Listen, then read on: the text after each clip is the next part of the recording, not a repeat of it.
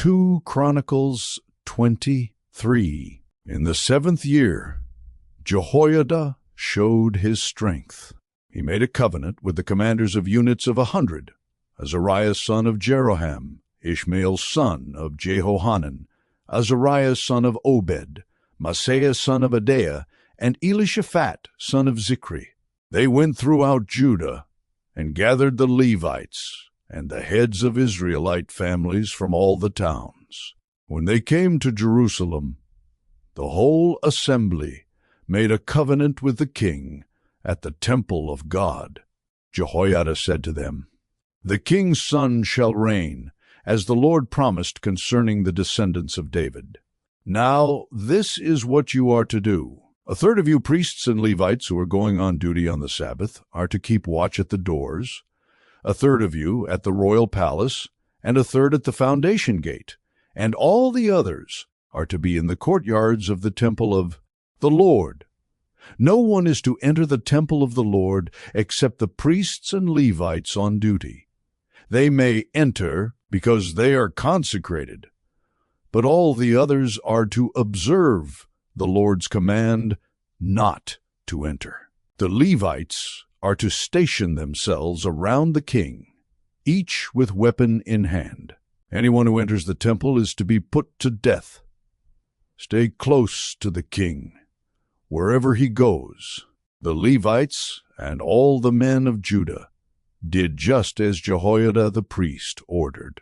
Each one took his men, those who were going on duty on the Sabbath, and those who were going off duty, for Jehoiada the priest had not released any of the divisions. Then he gave the commanders of units of 100 the spears, and the large and small shields that had belonged to King David, and that were in the temple of God. He stationed all the men, each with his weapon in his hand, around the king, near the altar and the temple, from the south side to the north side of the temple. Jehoiada and his sons brought out the king's son and put the crown on him. They presented him with a copy of the covenant and proclaimed him king.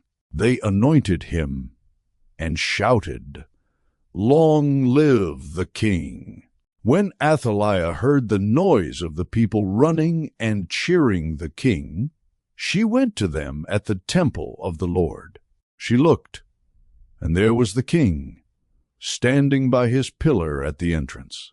The officers and the trumpeters were beside the king, and all the people of the land were rejoicing and blowing trumpets, and musicians with their instruments were leading the praises. Then Athaliah tore her robes and shouted, "Treason! Treason!" Jehoiada, the priest, sent out the commanders of units of 100 who were in charge of the troops, and said to them, "Bring her out between the ranks, and put to the sword anyone who follows her." For the priest had said, "Do not put her to death at the temple of the Lord." So they seized her as she reached the entrance of the horse gate on the palace grounds, and there they put her to death. Jehoiada then made a covenant that he, the people, and the king would be the Lord's people. All the people went to the temple of Baal and tore it down. They smashed the altars and idols and killed Matan, the priest of Baal, in front of the altars.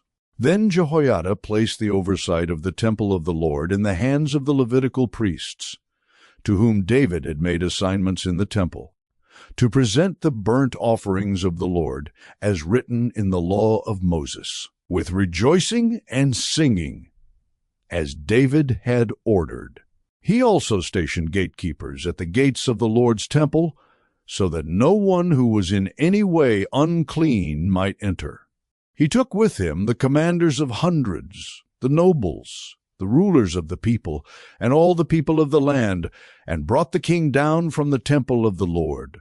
They went into the palace, through the upper gate, and seated the king on the royal throne. All the people of the land rejoiced, and the city was calm, because Athaliah had been slain with the sword.